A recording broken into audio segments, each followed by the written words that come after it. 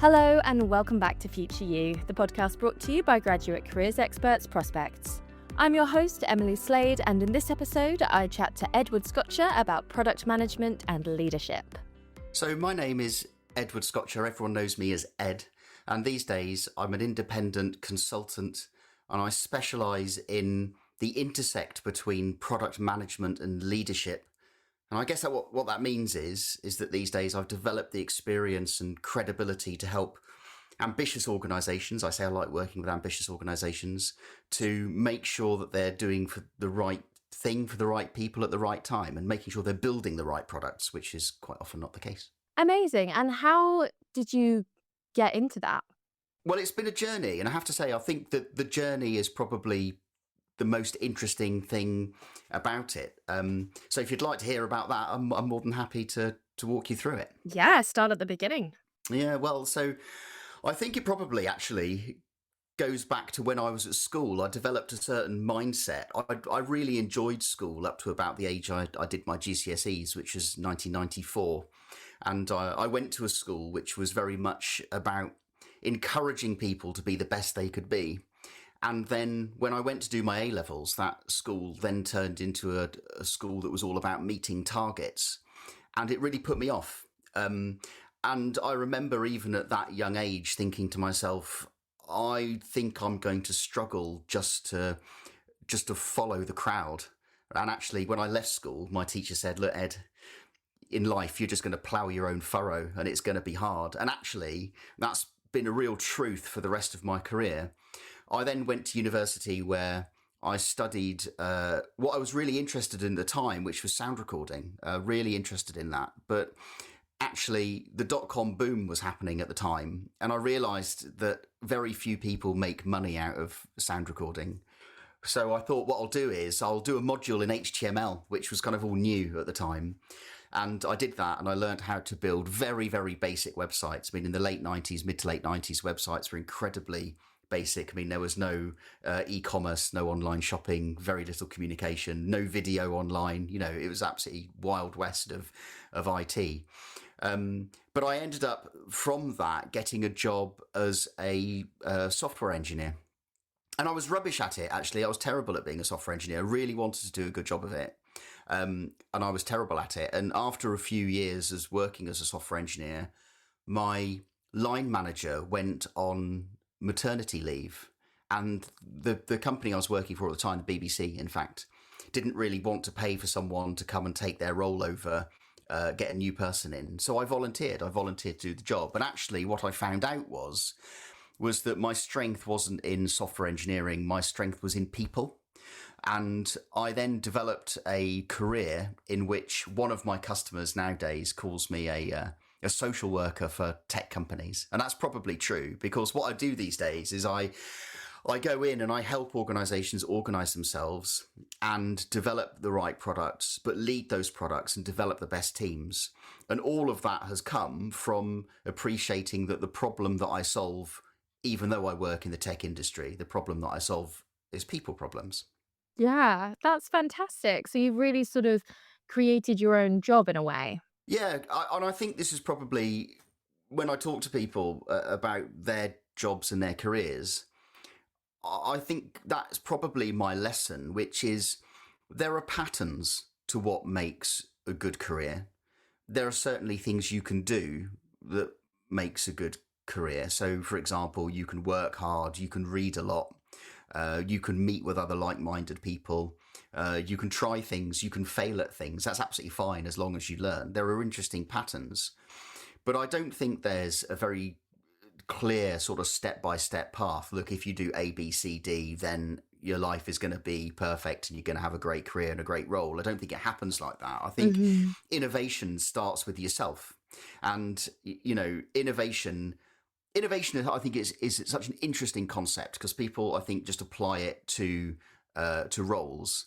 And there's a big difference between creativity and innovation. Creativity is a bit like art, right? If you draw a picture, you're being creative. You're creating something that's never been done before.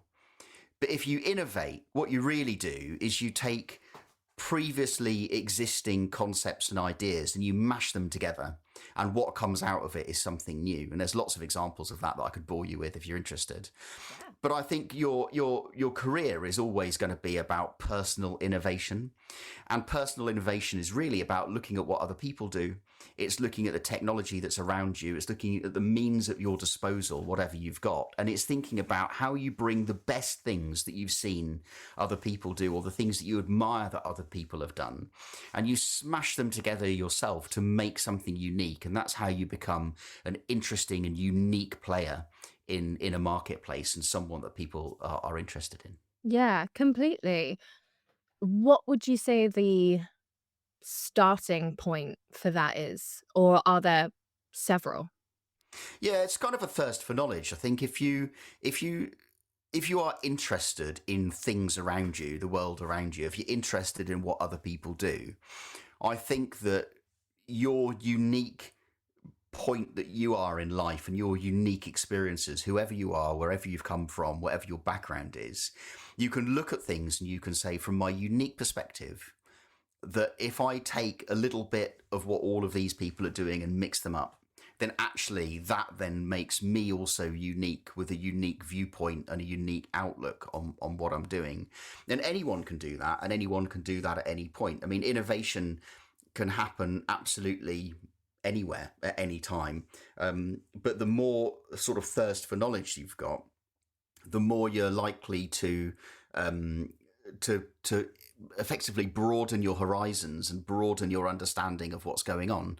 And the more you broaden your horizons, your understanding of what's going on, the larger the kind of like the pool of information that you've got to innovate from. So I think that kind of thirst for knowledge is absolutely critical. Hmm.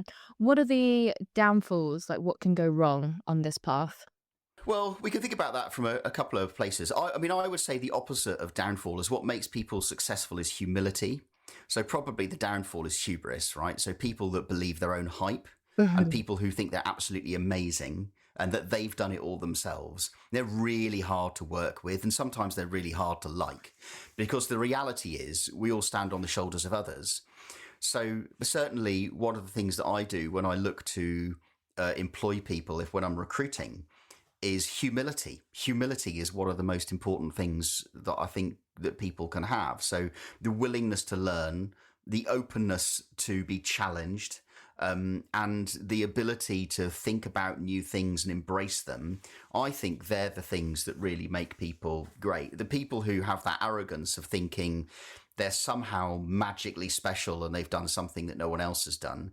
Number one, it's never true. And number two, it's a really difficult attitude to put up with. So I think you end up alienating a lot of people as well. Mhm. So, how did you go from software engineer to product manager? Yeah. So I think one of the things that you've got to remember about moving into product management is that you need to have ideas, and you need to be someone, again, who's got that interest in sort of like problems to solve. And I think in some ways, I've always seen myself as a bit of an innovator, or at least a lateral thinker, right? So what I will do is I will find myself naturally. For example, give you a stupid example. I'll find myself standing in a queue, and I'll think to myself, "It's interesting, isn't it? I wonder how this could be done better. Why do we need to be queuing here? What is it? What is the problem that we're actually trying to solve, right?" Mhm. And I think that is a really great example of that kind of product mindset. Is if you go or learn, right? It doesn't have to be like a natural thing you're born with. You can teach yourself this. You find yourself in a situation, and you can say to yourself, "Well, what's the problem that we're all trying to solve here?" Um, and quite often, the problem that people are trying to solve is quite different from the thing that they are told to do, or the thing that they expect to do. Now, you can say, well, why does that lead to a product mindset? It's because a product mindset, again, is all about people. It's all about the customer. If you go to an organization, quite often you'll walk in and an organization will say, you know, we are building a recruitment system. That's a sort of a typical thing that you could expect. You know, we're going to build a system that's going to allow HR people to recruit people. And it's kind of like, well, fine. But the problem that they've done there is what's happened is they've started off with a solution. They've gone, we which is the HR people. So as HR people want a system, and they want that system so that they can get people through their process, right? So that's what they're doing. But that's not a product mindset. That's a project management mindset, because you're just being told to do something and you're doing it. A product mindset is something which is much more sort of needs an inquiring mind. And let me give you an example of what I mean by that. So the question that you would ask if you came from a product mindset is, people want to have a job. It's a statement. People want to have a job. How would you go about helping people who want a job get a job? And what you're then doing is you are then developing the mindset of understanding the problem that you've got to solve. And then you can think in terms of an outcome. So an outcome is defined as a change in behavior that improves results. Right? So what a product manager would do would say, I want an outcome.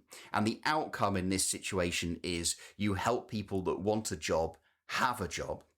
Whereas what a project manager would do is they would focus on a target, which is they would say, we want people to use a system, and then we want to make sure that, 95% of people are on the system. Right. And that ends up with a completely different thing. So why do I say all of this? It's about mindset. If you want to be successful in product, what you do is you go around thinking, what is the problem that I'm trying to solve? What are the creative ways that I've got to make sure that I can solve a problem? Whereas people who come from that project mindset are just trying to get a thing done. And they're probably just doing what they've been told to do. Create a system, build a tool, go to a place. Do you see what I mean? There's a sort of a subtle difference in it. And I can give you a real example, if you want, of where I had a really unlikely result of following that, if that's of interest to you. Yeah, completely. Yeah, so I did some work for an organisation once, which was one of those companies where you can effectively order ingredients which you then cook at home, right? And what they realised was that they were trialling something in London at the time, and near them there were these a couple of sort of like housing estates. And in those housing estates, they were just saying, look, we're not selling anything to these different housing estates. And someone said, well, what we need to do is we need to find out why the people on those housing estates aren't buying our product. I was like, well, fine. So someone goes, well, what we need is a survey, right? Which is pretty logical, right? If you're going to go and ask people something, you need a survey. So immediately what happened is the tech team went away and started to build like a survey monkey, like a customized like survey monkey tool. And they were like, what we can do is we can get people's email addresses and we can send the email addresses out to people. And what those people can do is they can feed back into the survey, and then we've completed a survey. But of course, actually, whilst that might solve the problem, it didn't really apply a lot of sort of lateral thinking. Whereas what we ended up doing is we ended up saying, well, why don't you just go and stand outside of the door of that, tower block, or walk around that estate between kind of like 5 p.m. and 7 p.m. and just ask people and note it down in a notebook, right? And get those ideas. And it just gives you that understanding that there were two ways of dealing with this. There was going for the obvious answer, which is let's get a tool and build a survey, but without any idea of how to contact the people. We didn't have their email addresses or phone numbers or whatever. Or you could just take a notepad and pen and you could go and meet people, in which you build relationships, you talk to people, you have a discussion, you get much deeper information and insight than you would do by filling in a survey. And you actually get to come back and say, look, we've met some people, this is what they say, this is what's going on in their lives. And that in itself was really successful. That's what we did in the end. But the way of going out and meeting people, it was cheap, it was easy, we had the people, we got really rich information because we were building relationships. And the other thing was going to take, building the survey in and like an online tool, it was going to take time, it was going to be expensive, we were going to have to put a whole team on it, and then we weren't sure about how to deploy it. So we're solving the same problem, but we're solving it in different ways, and the result of how we solved it was completely different one from the other. So it just gives you an idea that even in a tech company, again, it's people that matter, and going out and meeting people and building those relationships is the critical thing. But that's product mindset, is thinking the problem that you're trying to solve through thoroughly to make sure that you get the right result. Yeah, completely. Would you say that these are skill sets and traits that you're essentially born and infused with, or can they be learnt and taught? Oh, absolutely, they can be learned and taught. Yeah, and I think some people are better at different aspects of this than others, right? So if you look across a spectrum of personalities, you're going to have some people who are much more analytical and organized and into the data and the information, and they're good at processing numbers and spotting patterns and all of that. They make excellent product managers because they're really good at getting insight from information. And at the other end of the spectrum, you've got the creatives. You've got people that come from like a user experience, like a customer service design background. They're usually much more creative. Now, they might not spot the patterns and get the insights from numbers, but quite often what they're really good at is building relationships with people, going out and meeting people, having conversations with people, building, I think I said building relationships, but building relationships and getting to know them. And all of those people have something that they can bring to product management. So I don't think anyone is excluded at all from getting into product management. I think what we have to do, though, is as an industry, I think we probably have to stop kind of saying, look, if you've got certain qualifications, if you've passed certain tests, if you've done certain stuff, only you can be a product manager. Because actually what we're doing is we're representing humans, and humans don't all fit into one category, and therefore product managers shouldn't all come from one category as well. And I think that's probably one of my criticisms of where the industry's gone, is I think people have tried to sort of paint it into a corner and say, look, product managers have to come from a certain mindset, they have to have certain experience, and they have to want certain things. I think that's nonsense. I think product managers are good when they come from a really varied background. And when we talk about diversity, as in diversity and inclusion, diversity is as much about diversity of experience and diversity of thought as it is about any other form of diversity. And I think people forget that, which is really, really sad. Mm. No, that's a really good point. So, can you take us through a typical day in the life of your role? Well, of course, these days I work for myself, so it sort of depends. It depends what you'd want that to look like. So, I could walk through what it's like when I go and work with some of my customers, for example. Yeah, Um, fantastic. yeah. So, as an independent consultant, what happens is people get in touch with me because they know that something's wrong, right? They've got a feeling. They're looking at their product team or their engineering team or their data science team or whatever it is.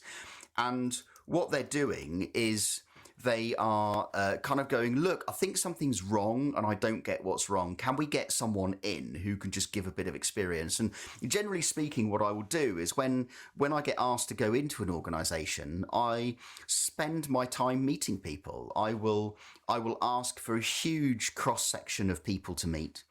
And I will meet those people and I'll just talk to them. What's good, what's bad, what's indifferent, what's going on, what's not going on, what do you like, what you don't, what do you not like?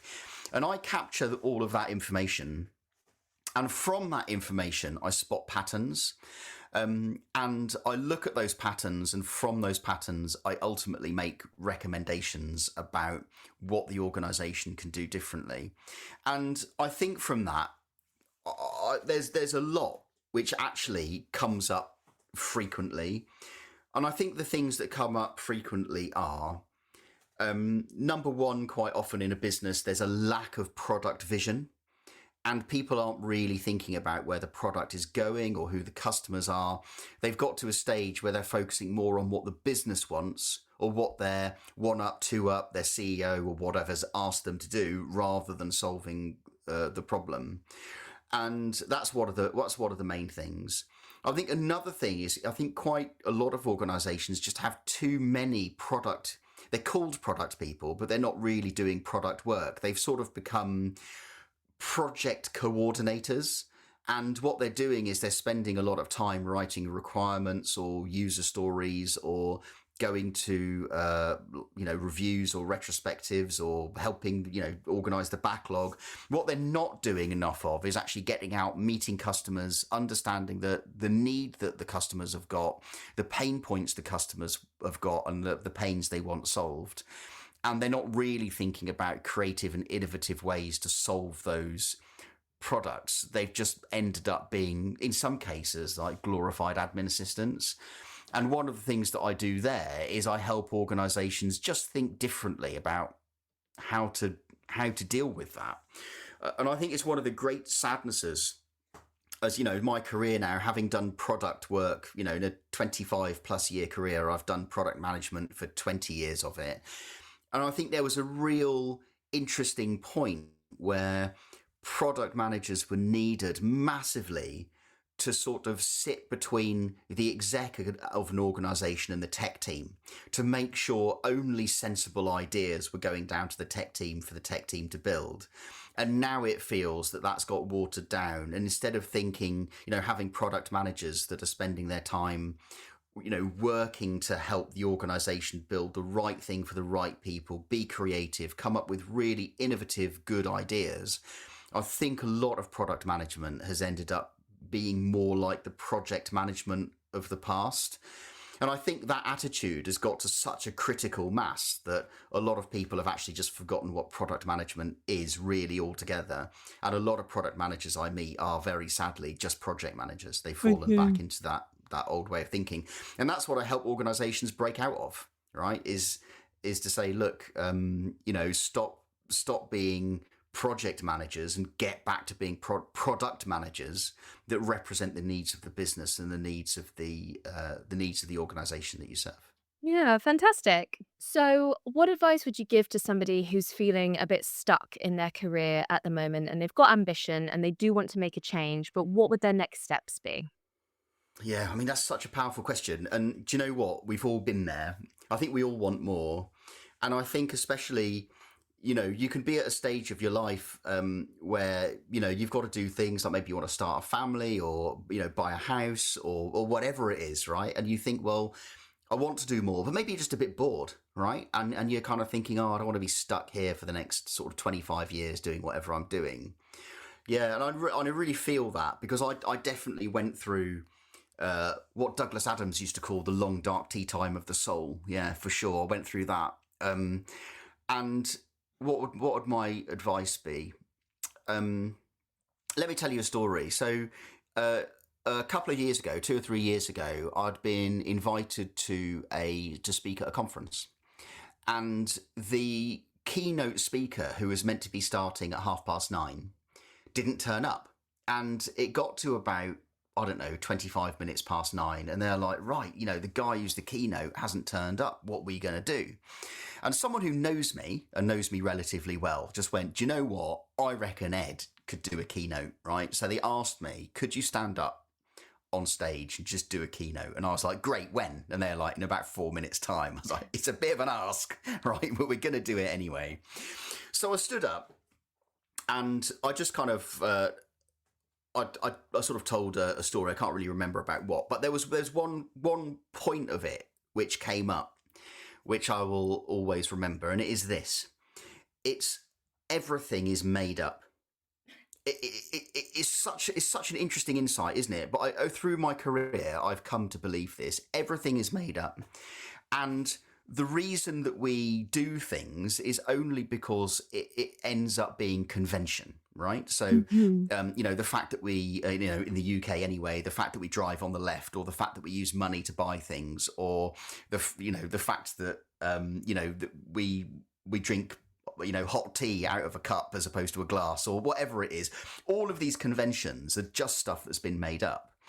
And if you think about it, something becomes part of your culture because enough people now do and accept this made up thing that it just becomes normal. And because it's normal, it just, because it's normal, it becomes normal. It is normal. Do you know what I mean? It's kind of the way it is. But what you have to remember is if you just go through life conforming to what everybody else does all the time, and I'm not suggesting you become an extremist, right? But if you just go through life just doing what everybody else tells you to do all the time, then you end up lacking that creativity, and you end up lacking the ability to think differently, which is, as we said earlier in the podcast, is the thing that you need to develop. So I found myself at the end of this keynote saying, look, just everything is made up. So if you are stuck and you're feeling a bit disillusioned with your career and you're wondering what to do next, what understanding that everything is made up does for you is it removes the barrier to doing whatever else it is that you want to do, right? Because people saying, especially in the tech industry, that you have to have certain qualifications or you have to have certain experience to go and do something is largely just a mindset. And if you understand that everything is made up, therefore, if everyone has made everything else up, you can make things up too. That brings the spirit of innovation. Now, why does that matter? Well, let's play forward this question. You're disillusioned with your job. You now understand that things are made up and that you can do things differently. Basically, you can make up things yourself is what I'm saying, and it's perfectly valid to do so. But you then find yourself in an interview situation. So what do I see as interesting people in interviews? Well, when it comes to product managers, some of the most boring product managers I've ever met are the people who've got a PhD in product management, or the people who've got every certificate in product management, or they know everything about agile, or they know everything about data, and they just sort of want to come across as this kind of intellectual polymath, right? You can say, "Oh, I've got all the certifications, and I've just know everything about it because I've got a PhD," and you're like, "Oh my goodness." You're just like, they're so boring compared to the people who've just got great stories to tell. Mm-hmm. And some of the great stories to tell, some of the best stories I've ever heard in an interview are the ones where it's been an absolute disaster, right? Where people, you ask them a question, you go, well, give me an example, give me an example of when something went wrong. And and what they do is they sit back and they laugh, right? And you kind of like, go on, just tell me, right? And they tell you a story about how they thought something was going to work a certain way. They sold it to the exec got behind it. They did this thing. None of it worked out the way they thought it was going to work out. And then, something happened. And usually the most fascinating bit is like, right, mate, so everything went wrong. How did you deal with it? Right. And it's that moment where people have had something go wrong, and how they deal with it is then absolutely fascinating to me, right? Because what comes out of it is your character comes out of it, your ability to be patient and calm comes out of it, your ability to have humility and say, look, it was me, I failed, I got it wrong. That all comes out of it. That's where I see people be interesting, all right? So let's just try and put those two things together, because what I've said is number one, everything is made up. Let's just take that through your life with you, right? Because it's been a huge learning point for me. What everything being made up means is there is credibility in you making stuff up. So anyone who's ever been an inventor or an innovator has made stuff up. People don't look at James Dyson, for example, or people don't look at someone like Steve Jobs and they go, oh, they were just making stuff up. They were such failures. They look at them and they go, gosh, they made stuff up and it worked really well. That's amazing, right? So let's have more people like that. And number two, all of those people, especially both those two people that I've mentioned, got so much stuff wrong along the way, and they had the humility to make sure they were learning from those things and take it forwards. And what makes them interesting is Steve Jobs was an interesting person. James Dyson is an interesting person, right? Because they've got so much wrong and because they've learned from it. And what they've been able to do is they've been able to overcome the difficulties that they've had, but no one was ever able to tell them, don't stop making stuff up. And let me give you an example, right? So when I was a kid, I once went around to someone's house and they had a wheelbarrow, and in the wheelbarrow, instead of having a wheel at the front of it, had a bright orange ball at the front of it. So where the wheel would be, there was just a bright orange ball. And that was one of the first Dyson products that I ever came across. And everyone forgets about the James Dyson wheelbarrow. But the problem that he was trying to solve is that people quite often push wheelbarrows through wet gardens, and it leaves this big kind of like line where the wheel goes. But if you put a ball there, number one, it helps you maneuver the wheelbarrow better. But number two, it doesn't create a big line in your pristine lawn, right? So all the time he was trying to find a problem to solve. Everyone forgets about the James Dyson washing machine, which is probably one of the best washing machines that you could buy. Everyone forgets it. It was too expensive. It never caught on, but it was an amazing piece of kit. And, you know, it's a bit, I feel sad I didn't buy one at the time. They discontinued it. But if you look at Dyson, there's loads of failures that he's got, but what he's done, he's constantly learned from it. He's constantly tried to do different things. It was the same with Apple. It's the same with loads of successful organizations. And so that's why it matters. So everything's made up. Have the humility to fail. Tell the story. Just have stories to tell, right? If you go to an interview or you're going to talk to people about what you do, have stories to tell, because it's the stories that make you interesting. And you know, again, you can get all the qualifications that you like, but qualifications, especially like internal tech industry qualifications, they're not going to make you interesting. And personally, from my perspective, I've always struggled in organizations where people have said, oh, you've got to have these qualifications before you come in. And I'm like, but why? There's so much more to me as an individual than a qualification that I might have got. Yeah, so I would say that for me is solid advice from me about how to approach getting out of the disillusionment you might be feeling in your career. Yeah, brilliant. Thank you so much. Any closing thoughts? Yeah, I mean, I think product management is just a really fascinating place to be, and it doesn't matter your background or experience. There is a place for you. It might be hard sometimes finding the right organizational personality for you to fit into. So organizations have personalities at all, but just go for it.